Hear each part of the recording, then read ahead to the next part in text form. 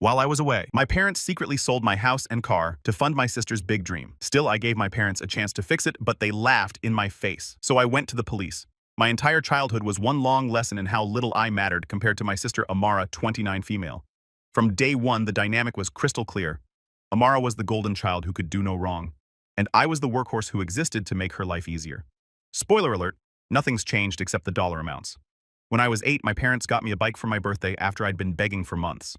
Nothing fancy, just a regular kid's bike. I rode it exactly twice before Amara decided she wanted it. Despite having her own bike, a nicer one naturally, she threw a screaming fit. My parents' solution? They took my birthday present and gave it to her. Their explanation: she's younger and needs more attention. You're the big brother, you should understand. I got nothing to replace it. That was the first time I remember feeling that sick knot in my stomach when I realized where I stood in the family hierarchy. By the time I was 12, I was getting straight A's while Amara was barely passing classes. My report card, a quick nod. Amara bringing home C's and D's. She's just too creative for standardized education. The system doesn't understand special minds like hers. My parents hired private tutors for her while telling me to figure out my homework on my own because I was naturally smart. The most brutal example came when I was 17. I'd been working double shifts at a local grocery store for months, saving every penny for a laptop I needed for college applications. $1,200. Not a fortune, but it represented countless hours of stocking shelves and dealing with entitled customers. The day after I finally bought it, I came home to find Amara using my laptop. When I protested, my dad actually shoved me against the wall and told me to stop being so goddamn selfish. Amara had spilled coffee on her MacBook, her third one that year, and apparently the only solution was to give her mine. My mom's justification: college is years away for you. Amara needs it for her social media right now. I ended up using the ancient family desktop that crashed every 20 minutes. You want to know how manipulative Amara was? When I was 15, she got caught shoplifting makeup from the mall. Instead of taking her punishment, she told my parents I had pressured her into it and that I'd stolen stuff too, but didn't get caught. Complete BS. I was at freaking math club when she was at the mall. But guess who got grounded for a month? Me. When I tried to defend myself, my mom cried about how I was tearing the family apart, and my dad threatened to take away my college fund. So I just sat there and took the blame. Amara smirked at me behind their backs the whole time, knowing exactly what she was doing. She even had the nerve to ask me to help with her homework while I was grounded for her crime. And I did it because saying no would just make things worse. Classic Amara move: create the problem, blame someone else, then benefit from the fallout. And yeah, I was pathetically weak back then. Always caving, always saying it's fine, when it absolutely wasn't. There is this special kind of twisted pride parents like mine take in teaching their son to be selfless, which really means having no sense of self at all. I'd been guilt-tripped so many times that I basically came pre-guilt-tripped. It was simple. Amara wants something of mine. I say no. Parents make me feel like garbage. I give in. Everyone praises Amara for whatever accomplishment she achieved with my stuff. Rinse and repeat until completely dead inside. These weren't isolated incidents. This was my entire existence. The message was consistent. Amara was entitled to anything she wanted, including my things, my money, and eventually, as you'll see, my freaking house. And the real kicker the whole time, they were conditioning me to hand over everything I worked for. They were calling it being a good brother. Yeah, such a good brother that I was just an NPC in Amara's life. My only role was handing her everything I earned. Fast forward to adulthood. I busted my ass through college, working 30+ hours a week while taking a full course load. No help from my parents except for basic tuition. Everything else, food, books, housing, came out of my pocket. Meanwhile, Amara got a fully funded ride through an expensive private university complete with an apartment, car, and generous spending money. After graduation, I landed a job at a tech company, worked my way up to branch director, and was finally making good money, $350,000 annually. I bought myself a nice house in NYC and a Porsche. Not to show off, but because for once in my life I could have nice things without someone taking them away. But the family dynamic hadn't changed. Amara, now 29, still had the business sense of a goldfish, but the confidence of a Fortune 500 CEO. Her post-college career consisted of a series of visionary startups that were nothing more than expensive failures funded by guess who, me. First was her innovative cafe that would reinvent the coffee experience. I initially refused, but my parents worked on me for weeks. My mom kept sending me business articles about coffee shop profits. Amara showed me a detailed-looking business plan with projections that seemed plausible to someone outside the industry. They promised I'd get my investment back, plus 15% within a year. After enough pressure, I reluctantly agreed to invest $25,000 with a signed contract promising repayment. The cafe lasted 9 months before closing due to unexpected market conditions. Translation: Amara never bothered to research the 3 other coffee shops within walking distance. When I brought up the contract, Amara claimed all assets had been liquidated to pay debts, so there was nothing left. My parents suggested I be patient and that Amara would pay me back when she gets on her feet. That was 4 years ago. Next came her real estate venture. Amara had watched some house flipping shows, and decided she was an expert. She found a severely undervalued condo. It was undervalued because it had foundation issues she didn't spot. This time, she came prepared with contractor quotes and market analyses that looked professional. I later found out they were mostly fabricated. My parents insisted this was a sure thing and that real estate was always a safe investment. After weeks of pressure, I loaned her $40,000 again with a written agreement. 6 months later, the project collapsed when the actual renovation costs tripled her estimate. The property sold at a loss. When I asked about repayment, my mother cried about how Amara was trying her best and how family supports each other through failures. I never saw a penny back. The third time was her fashion boutique. By now, I was firmly against funding any more of Amara's dreams. But my mother went into full manipulation mode. She stopped taking my calls, then started sending me pictures of herself looking thin and exhausted. My dad told me she wasn't sleeping because of worry over Amara's future. When she ended up in the hospital for what they claimed was stress-induced exhaustion, I felt so guilty. I finally agreed to loan, not give Amara $20,000 for inventory with a strict repayment schedule. The store opened, struggled for a few months, then closed. Amara claimed she couldn't handle the crushing boredom of retail. The next week, she posted Instagram photos from a weekend trip to Miami using what I'm sure was the last of my investment. When I asked about beginning repayments, she acted offended that I would nickel and dime her while she was dealing with the trauma of business failure. Through all of this, Amara treated me like her personal ATM.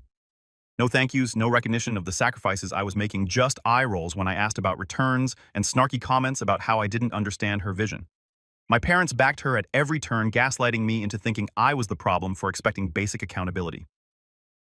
6 months ago, my tech company decided to expand into the Canadian market. As one of their top-performing branch directors with a solid track record, I was the lucky candidate selected to set up the new operation in Toronto. Not that I had much choice. You don't say no to these kinds of assignments if you want to keep climbing the corporate ladder. The promotion came with a nice salary bump to $500,000. So I agreed to the 6-month relocation. The work was brutal. 80-hour weeks dealing with local regulations, hiring staff, and setting up operations from scratch. I lived in a depressing corporate apartment surviving on takeout and 4 hours of sleep. But I got it done. The branch was operational, profitable, and I was finally heading home to my house in New York. The taxi pulled up to my street. First thing I noticed, my Porsche wasn't in its usual spot. Strange, but not immediately alarming. I figured maybe my parents had moved it to the garage or taken it for maintenance while I was gone. Then I got to my front door. Key didn't work. Locks changed. That's when the alarm bell started blaring in my head. I knocked. A woman I'd never seen before answered, giving me that irritated look people reserve for unexpected visitors. "Who the hell are you?" "This is my house," I stated flatly. "Sweetheart, we've owned this house for almost 5 months. Wrong address." 5 months, I'd only been gone for 6. I wasn't hallucinating. My GPS confirmed I was at the right address. After a brief argument, she brought out the deed showing her name where mine should have been. The sale had been finalized just weeks after I left for Canada. In that moment, everything crystallized. The weekly calls from my parents asking exactly when I'd be back. My mother's overly sweet tone yesterday. "Make sure to take care of yourself, Marcel. Is work too stressful?" Not a single mention that they'd sold my house out from under me. I stood there on my former doorstep, rage building like pressure in a sealed container. This wasn't a mistake. This was deliberate. It hit me like a slap to the face. I didn't bother finishing the conversation with the new owner. I called another taxi and headed straight for my parents' house. Funny how they still had a home while I didn't. I showed up at my parents' place without warning. The second they opened the door, their faces went from fake happy to oh crap mode, instantly. "Marcel."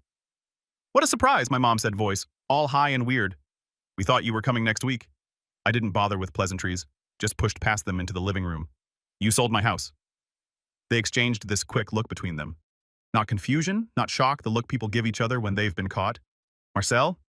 "Calm down," my mom said in that patronizing voice I've heard my whole life. "It's not what you think." "Oh, really? Because I think you sold my house and car behind my back while I was in Canada. So please tell me what I'm missing here." My dad stepped in. "We were going to tell you. We just temporarily borrowed against your assets. In a few months, we'll get everything back to you." "Borrowed? Are you serious right now?" "You sold my house. There's a woman living there. Where's my car?" They hesitated. Then my dad finally muttered, "We sold your house and car to get $800,000 for Amara to invest in stocks." And there it was. I wanted to punch a wall but kept it together. Of course it's for Amara. It's always for Amara. My entire life, everything I own gets handed to her, every single time. "Amara has real potential in the market," my dad snapped. "As her brother, you should want to help her succeed. This time she'll make profit. This time. How many times have we done this? How many times have you taken my money for her genius ideas that always fail? Where are all these amazing returns I was promised?" My mom jumped in, fake tears already forming. "This isn't Amara's fault. She's just had bad luck with her ventures. Bad luck. She's incompetent and you know it. Where is she? I want to talk to her now. She's not here, my dad said too quickly. Call her right now. As my dad reluctantly pulled out his phone, I laid it out. 1 week. You have 1 week to return my house and car. If you don't, I'm going to the police and taking all of you to court. And this time, I'm not backing down. You're all going to jail. My dad got in my face. You are ungrateful. After everything we've done for you, this is how you repay us. Done for me, done for me. Name one thing you've ever done that wasn't for Amara. Just one. My dad stood there, mouth open, nothing coming out. That's what I thought. Sorry for the confusion. You only have one kid, Amara. I'm just the ATM you hit up whenever she needs cash. Right then, the front door slammed. Amara had arrived. Amara walked in with her stupid designer purse that probably cost more than most people's rent. She did that fake surprise thing when she saw me like she hadn't been texting with our parents this whole time. Marcel, you're back early? How was Canada? She asked in that fake sweet voice she uses when she wants something. Cut the crap, Amara. I know what you did. I was done playing games. Her whole demeanor changed instantly. Oh my God, are you seriously making a big deal about this? It's just a house. You can buy another one with your salary. Stop being so dramatic. I couldn't believe what I was hearing. Just a house. My house. My car. $800,000 of my money that I worked for. She rolled her eyes like I was some annoying child. It's an investment. Obviously, I'm going to at least triple it in the market. You should actually be thanking me for letting you in on this opportunity. Letting me in. You stole from me. I was seeing red at this point. We didn't steal anything, she snapped back. Mom and Dad are on your house deed as co-owners.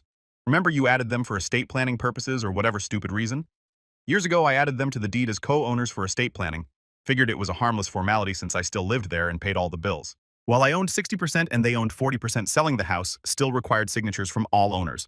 That's why they went through the trouble of forging a power of attorney document to legally become me for the transaction and override my ownership rights. That doesn't give anyone the right to sell it without telling me. Amara had the nerve to actually smirk. Actually, legally, it kind of does. That's when it clicked.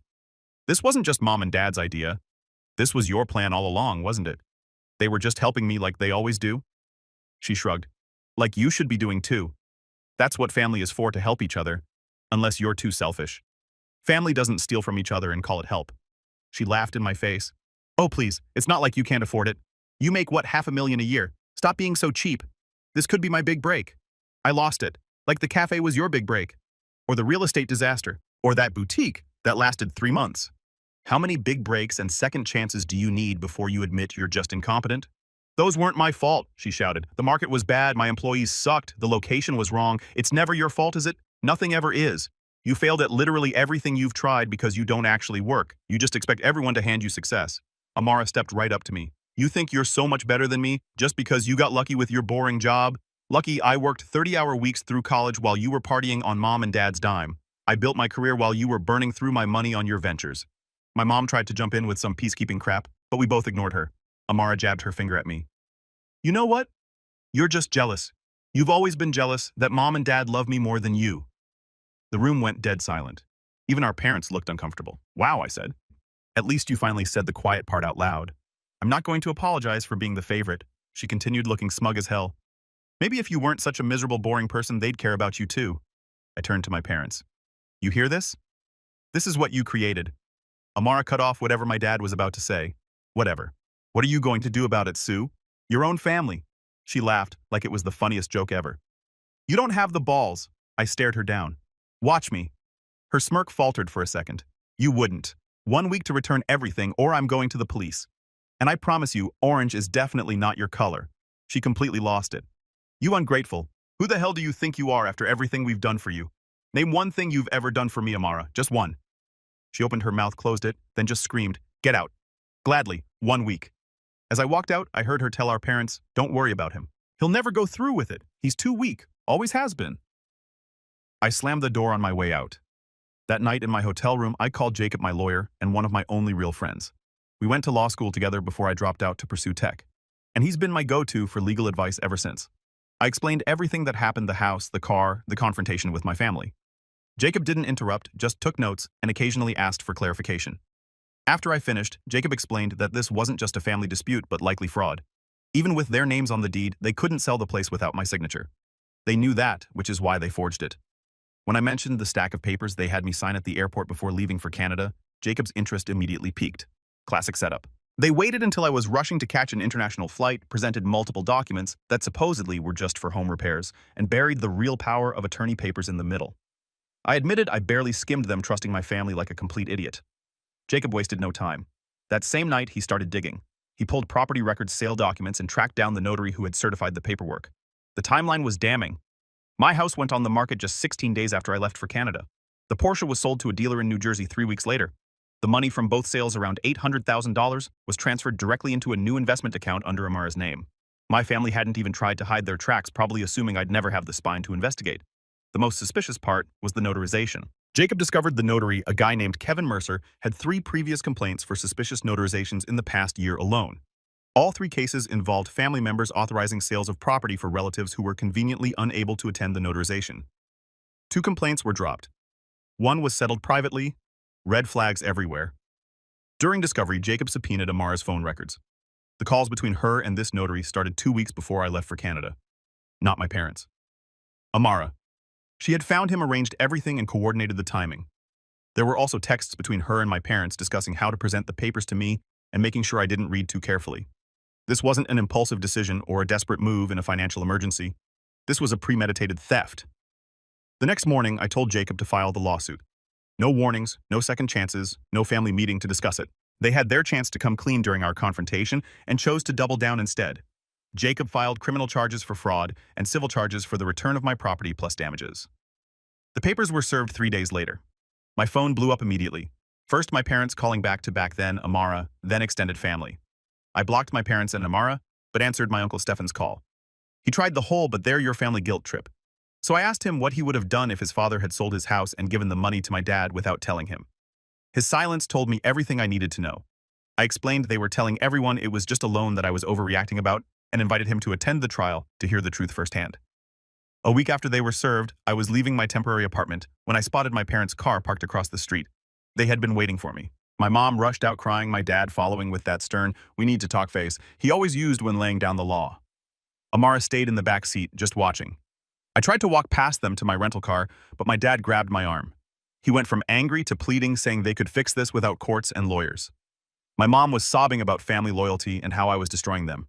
The same manipulation tactics they'd used my entire life. I pulled my arm away and told them the only way to fix this was to return my house, my car, and my money, plus pay for my hotel and legal fees. My dad's face changed instantly. He wasn't there to make things right. He was there to make me drop the lawsuit. When he realized I wasn't backing down, he called me ungrateful, selfish, a disappointment, the usual greatest hits. That's when Amara finally got out of the car. She looked mad, not sad or sorry. She walked right up to me and said they'd found people who would testify that I had gambling problems and had asked them to sell my assets to cover debts. Complete lies, but the kind that could complicate a court case. She smiled when she said it, like she was enjoying this. I just laughed and told her to make sure these witnesses were ready to commit perjury under oath. Then I pointed at the security camera above my apartment entrance that had recorded our entire conversation, including her threat. Her face dropped. I got in my car and left them standing there. The next 2 months were a blur of depositions, evidence gathering, and legal maneuvers. Jacob was ruthless, tracking down every document, every text message, every call log. He found the real estate agent who had listed my house and got her to admit that Amara had told her I was having financial problems and needed to sell quickly. He got the car dealer to confirm that my dad had presented a power of attorney that I had supposedly signed despite being out of the country. And most damning of all, he got the bank record showing Amara had already lost $150,000 of my money on risky stock bets within weeks of getting it. The trial was set for 6 months after filing. Normally, trials like this take even longer, but with the clear evidence of forged documents and the notary already being investigated by authorities for other cases, Jacob managed to get our case prioritized. Those 6 months felt like forever, but were actually lucky timing compared to most fraud cases. 2 months after filing the lawsuit, we finally faced off in court. I sat with Jacob at the plaintiff's table, while my parents and Amara were across the aisle with their high-priced lawyer. They all looked way too confident, which worried me for a second. I spotted Uncle Stefan and several other family members in the gallery. Perfect. They needed to see this show firsthand. My parents' lawyer stood up first, some slick guy in an expensive suit who probably charged $800 an hour. He started his opening statement about how my family had done nothing wrong and how I had voluntarily signed a power of attorney giving them full control over my assets. He even had the nerve to call me ungrateful, suggesting this was just a family dispute blown out of proportion by my vindictiveness. Amara's lawyer tried to keep a straight face as he argued that she was just a passive recipient of family financial planning. He claimed she had no idea how the documents were handled and wasn't involved in any fraud. It was weak. You could tell even he didn't believe it. The judge looked skeptical but let him finish out of politeness more than anything. Meanwhile, my family sat there looking smug as hell. My mom had that fake sad face she always used when playing the victim. My dad looked stern and righteous like he always did when laying down the law. Amara wasn't even trying to hide her smirk. Then Jacob stood up and dropped the bomb. Your Honor, on October 23, 2021, when the defendants claimed my client signed a power of attorney, he was not in the United States. He was in Canada on a 6-month business assignment that began a week earlier. The courtroom got real quiet. Even the judge leaned forward, suddenly interested. The notarized power of attorney is therefore invalid. The notary engaged in fraudulent conduct, which is a criminal offense. Right on cue, the courtroom doors opened and 2 cops walked in with Kevin Mercer, the notary, in handcuffs. My parents' faces went white. Amara's smirk disappeared instantly. Jacob explained that after we filed the lawsuit, authorities had investigated and found that Mercer had accepted a $20,000 bribe from Amara to falsify the notarization, despite knowing I was out of the country. He presented bank records showing Amara's cash withdrawal the day before the notarization, emails between her and Mercer arranging everything, and the text messages she sent to my parents. Don't worry, I found someone who will do it. Marcel will never know. By the time he gets back from Canada, everything will be done and we'll have the money. When questioned by the judge, Mercer admitted everything. He said Amara paid him directly and coordinated the whole thing. He tried to cover his ass by claiming he had called me to verify my identity, and I had mentioned being in Canada during the call. That part was true. He had called me about what he claimed were routine document updates, but never mentioned anything about selling property. He deliberately misled me during that call, asking vague questions that seemed related to my work abroad, while actually documenting proof he had spoken to me about the power of attorney. My dad lost it when Mercer pointed the finger at Amara. He yelled something about being the one who paid Mercer, basically admitting to the bribery himself. The judge threatened to hold him in contempt if he didn't shut up. The evidence kept piling up. Jacob showed the real estate listing that went up just 2 weeks after I left for Canada. He presented bank statements showing how the $800,000 from my house and car went straight into a new investment account under Amara's name. He even had screenshots of Amara's trading activity showing she'd already lost almost $150,000 on risky stock bets within weeks, leaving about $650,000 of my money still in the account by the time we went to court. The courtroom was dead silent by the end. The family members in the gallery looked stunned. My parents looked completely defeated, but Amara, she just looked pissed. Not sorry, not scared, just mad that she got caught. The verdict came down faster than I expected. The judge didn't waste time once he saw the mountain of evidence. My parents were found guilty of financial fraud and document forgery. No surprise there. Hard to argue when your fingerprints are all over fake documents and bribed notaries. They're sentenced 8 years in prison each. Plus they had to pay me $1,200,000. The $800,000 they stole, plus $400,000 in penalties and legal fees. The judge ordered their house and remaining assets seized and liquidated when they couldn't come up with the cash.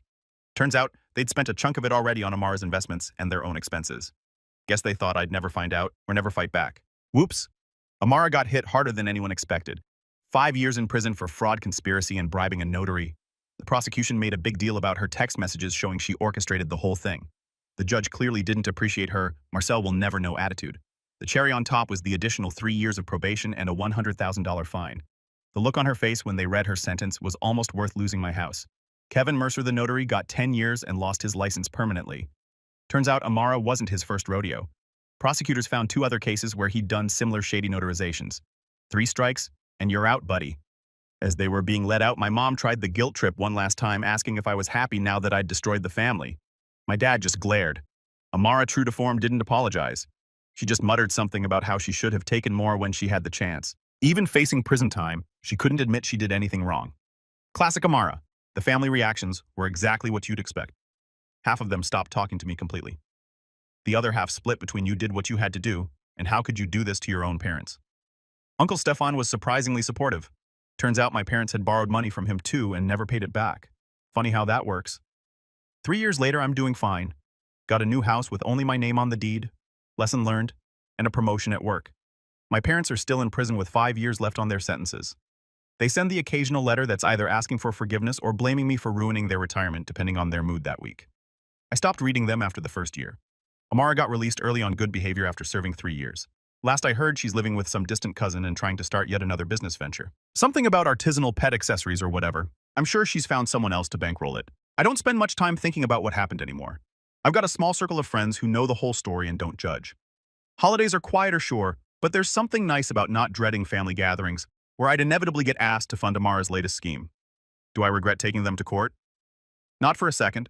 Sometimes blood isn't thicker than water. Sometimes it's just the stuff that gets spilled when someone stabs you in the back. The way I see it, I didn't send my family to jail.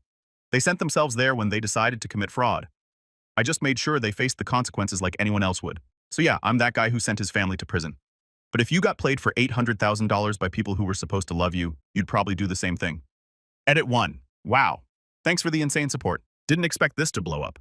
For everyone asking, yes, I filed both criminal and civil charges. My lawyer shout out to Jacob was ruthless, and the evidence was airtight. Edit 2. No, I don't talk to anyone in my family anymore. Not even the cousins who tried to play neutral. You either stood with me, or you stood with thieves.